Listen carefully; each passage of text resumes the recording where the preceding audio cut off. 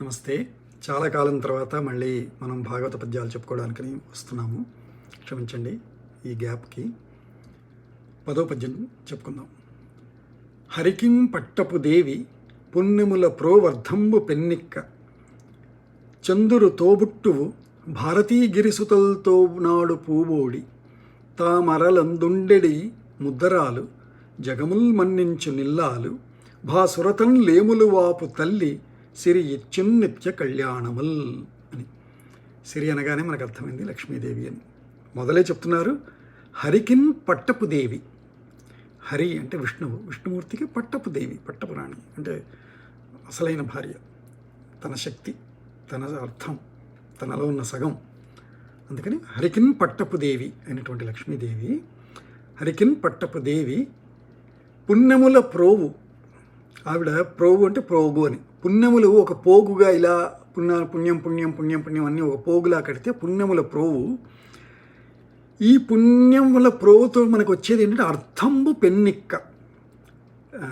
మన పాతకాలం తెలుగు. పెన్ అంటే పెద్ద అని, పెద్ద ఇక్క అంటే పెన్నిక్క. ఇక్క అంటే ఇల్లు అని, నిలయం. సో పెన్నిక్క అంటే పెద్ద ఇల్లు. దేనికి పెద్ద ఇల్లు? అర్థంబు పెన్నిక్క. మనకి 4 పురుషార్థాలు ఎటు ఉన్నాయి కదా, ధర్మం, అర్థం, కామం, మోక్షం. ఈ 4 కూడా అర్థాలు అనొచ్చు, పురుషార్థాలు. ఆ పురుషార్థాలన్నిటికీ ఆవిడ పెన్నిక్క, పెద్ద ఇల్లు అని. కానీ లేదు ఏమిటి ఆర్థి జిజ్ఞాసురర్థార్థి అన్నట్టుగా అర్థార్థి అయినటువంటి అలాంటి భక్తులకి పోని కేవలము అర్థమే కోరుకునేటువంటి వారికి కూడా అర్థంబు పెన్నిక్క. అటువంటి అర్థానికి పెద్ద ఇల్లు.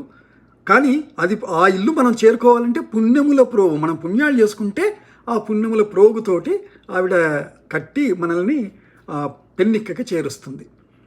తర్వాత చందురు తోబుట్టువు. ఆవిడ ఎవరు అని అంటే పాలసముద్రం క్షీరసాగర మథనం పాలసముద్రాన్ని చిలికినప్పుడు పుట్టిన చంద్రుడు తర్వాత లక్ష్మీదేవి పుట్టిందనమాట.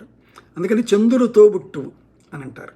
చంద్రుడితో పుట్టినటువంటిది. వాళ్ళిద్దరూ అన్న చెల్లెళ్ళు లాంటి వాళ్ళు అనమాట. చంద్రుడు తోబుట్టువు. తర్వాత ఇంకా ఎవరితోటి? భారతీ గిరిసుతలతో నాడు పూబోడి. భారతి అంటే సరస్వతి, గిరి సుత అంటే పార్వతి, గిరిజ. వాళ్ళతోటి గిరిసుతలతో ఆడుకునేటటువంటి పూబోణి. పూబోణి అంటే మంచి పువ్వు లాంటి ఆవిడ, చాలా అని, పువ్వులు పోలేటువంటి ఆవిడ అని. ఇంకా మిగతా పేర్లు చెప్పుకుందాము.